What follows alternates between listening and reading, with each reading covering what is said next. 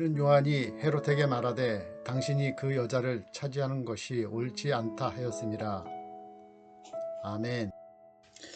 샬롬 금습드림교 성도 여러분, 반갑습니다. 설 명절 가족들과 화목하고 행복한 시간으로 충만하시기를 소망합니다.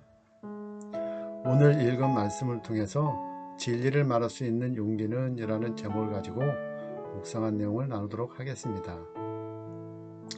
오늘 본문 말씀은 세례 요한이 왜 감옥에 갇히게 되었는지를 잘 나타내고 있는 말씀인데요. 헤롯은 자기 동생 빌립의 아내였던 헤로디아를 데려와 아내로 삼았습니다. 이것은 하나님의 율법에 분명히 어긋나는 일이었습니다. 세례 요한은 그 죄를 보고 침묵하지 않았습니다. 세례 요한이 당신이 그 여자를 차지한 것이 옳지 않다고 한 말은 개인적인 의견이 아니라 하나님의 말씀이었습니다. 레위기 18장 16절에 보면 너는 내 형제의 아내의 하체를 본맞지 말라. 이는 내 형제의 하체니라 라고 하였습니다. 이렇듯이 레위기의 율법은 형제의 아내를 취하는 것을 금하고 있습니다. 율법을 지켜야 하는 것에 있어서 왕이라고 해서 예외가 될 수는 없는 것입니다.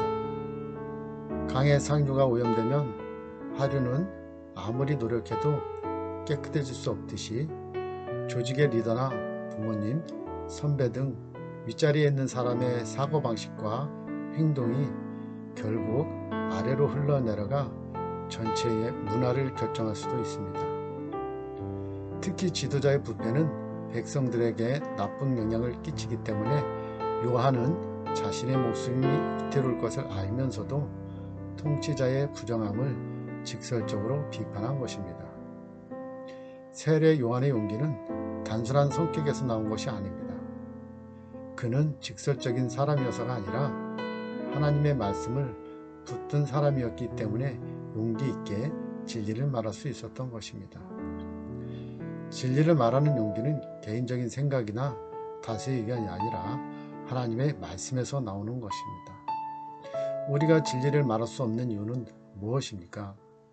하나님의 말씀에 기반을 두지 않고 사람의 눈치를 보기 때문입니다. 관계가 깨질까 두렵기 때문이고 손해볼까 염려하기 때문입니다. 그러나 세례 요한은 사람들이 어떻게 생각할까가 아니라 하나님께서 무엇이라고 말씀하시는가에 초점을 두었기에 생사여탈권을 쥐고 있는 최고의 권력자 앞에서도 주저하지 않고 진리를 말할 수 있었던 것입니다. 사랑하는 성도 여러분, 진리를 말하는 것은 용기가 필요합니다. 용기의 근원은 하나님과의 관계입니다. 요한은 광야에서 하나님의 말씀을 붙들고 살았던 사람입니다. 사람의 눈치를 보기 전에 하나님의 눈을 의식했습니다. 용기는 성격이 아닙니다. 용기는 하나님의 진리의 말씀을 기반으로 한 관계에서 비롯됩니다. 하나님의 말씀을 가까이 하고 그 말씀을 신뢰하며 그 말씀에 순종하는 사람은 상황보다 크신 하나님을 보게 됩니다. 하나님을 더 크게 보면 세상이 작아집니다. 그러나 사람이 크게 보이면 하나님이 작아집니다. 요한이 담대할 수 있었던 이유는 그의 마음에 이미 하나님의 말씀이 왕으로 자리 잡고 있었기 때문입니다.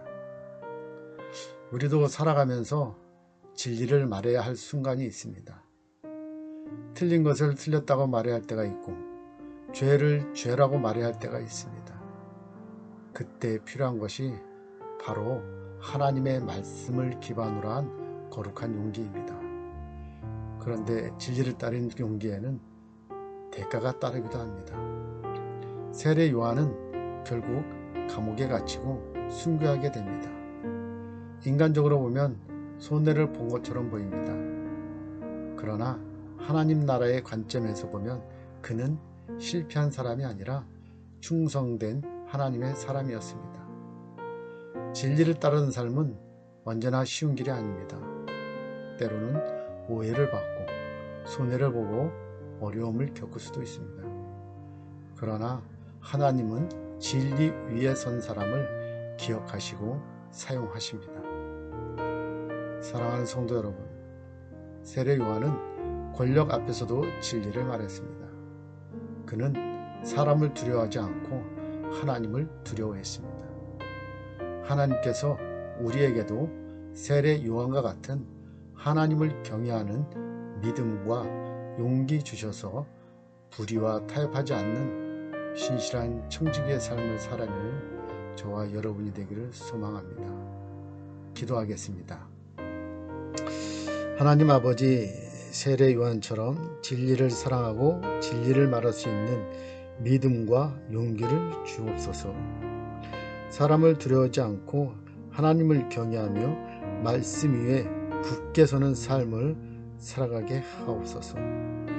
그렇게 하실 주님을 찬양하고 감사하며 예수님의 이름으로 기도드렸습니다.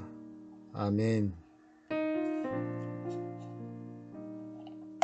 계속해서 교회의 주간 공동기도 제목과 교회와 목사님 위해서 그리고 개인기도 하겠습니다.